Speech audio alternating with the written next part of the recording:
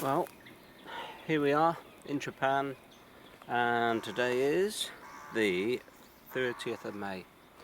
I'm particularly interested in how things are going with the Rasta challenge.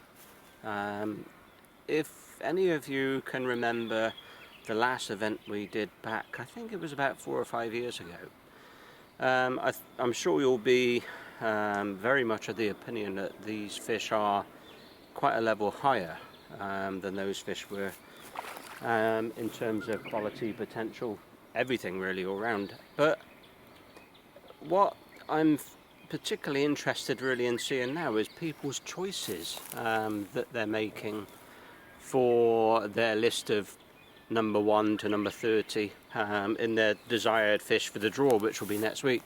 Because naturally you would expect some people to be choosing the best fish. Of course, that's always going to be the case, but likewise, it's a very, very mixed bunch of choices that people have got. For example, some people maybe have got perhaps 5 out of the best 10 in their first choices, and yet some of the very best fish, like the rest of those best 10, which is, if you like, would be amongst the last of their 30 choices. So it's going to be really interesting when it's all kind of juggled somewhat by the actual draw method.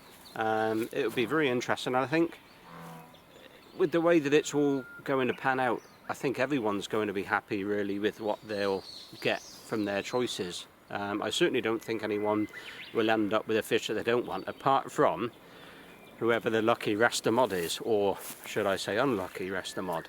But even so, the reason for doing that is, firstly, I didn't want somebody to feel that they had the very last fish on their list, or let's say a fish they really didn't want. But mostly the reason for it is that that last fish that's going to whoever the lucky moderator is, I think you'll find that the position of some of these fish when they come out as knee side will change around, and it will be very interesting to see where the unwanted fish actually ends up ranking when it becomes Nisai. And that to me is particularly interesting, because whilst these Tosai are, some of the fish are very safe, very predictable and quite certain as far as their future goes, there's also a lot of mystery around some of them.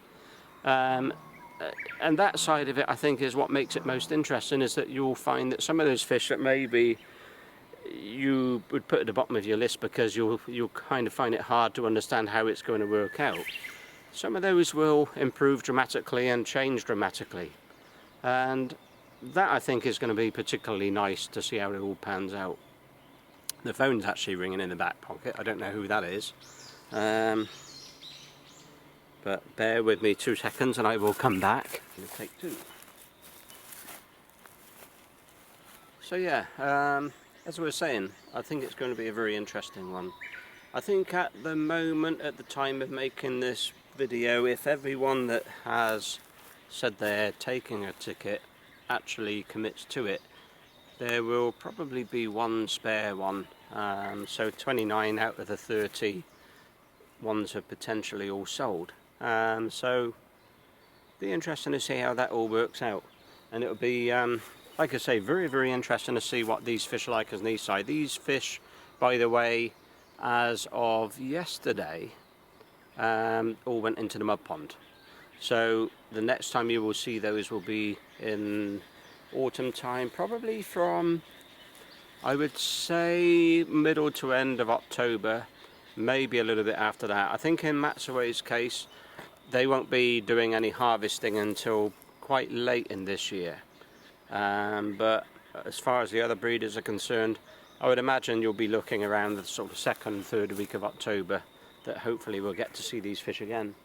So yeah, it's certainly an interesting one, and personally I find the whole thing really exciting and encouraging, because this whole thing is a huge big leap and it is quite daunting in its own way, and there's an awful lot of work to do here to get everything the way that I would like it to be for the future. And it's certainly extremely encouraging for me to see just how much support there is out there for what I'm doing. I was kind of worried all along that what I was doing actually would have a huge negative effect on people's trust and that kind of side of things, but It certainly seems to be the case that that's certainly not not the way, but so it's very, very encouraging, and I'm extremely touched really that everyone has gone for this event in such a big way. And like I say, the fish this time around are such a high level that in reality I think there's a number of fish amongst this group that would be, if I as a dealer was to be buying them under any other normal circumstance, I think would be really quite justifiably double the cost price to me to buy as to what they're actually selling for in the event. So I think there's some cracking fish in amongst them, so time will tell. But obviously those fish now are all in the mud pond, such as this one here, although none of the fish are actually in this mud pond. So it'll be interesting to see how they fare through the summer.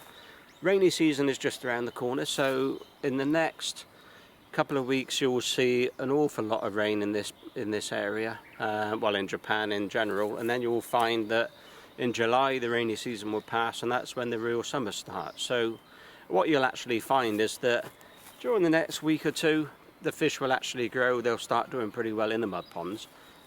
Rainy season will hit, the feeding regime will be changed, and in a lot of cases the fish actually won't get fed whilst the rainy season is going on.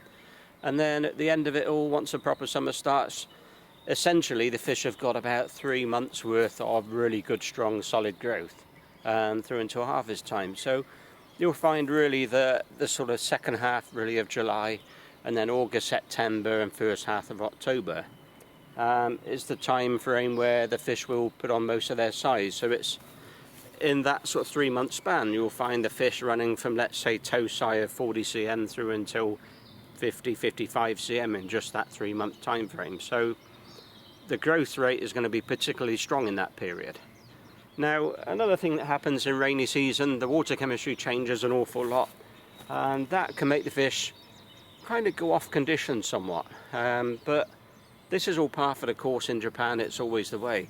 And like I say, naturally, because of that, once the rainy season's passed, the proper summer hits, the fish will then basically recover their condition, the colour will improve, thicken, and then hopefully autumn time you'll see some real, well, gems, as Nisai is the only way to put it. Now, as I say, I'm quite surprised really at the demand with this event, and we have actually had to extend into our potential reserve list of an additional 10 fish. And I think that's done the whole thing very proud, so time will tell, and thank you once again.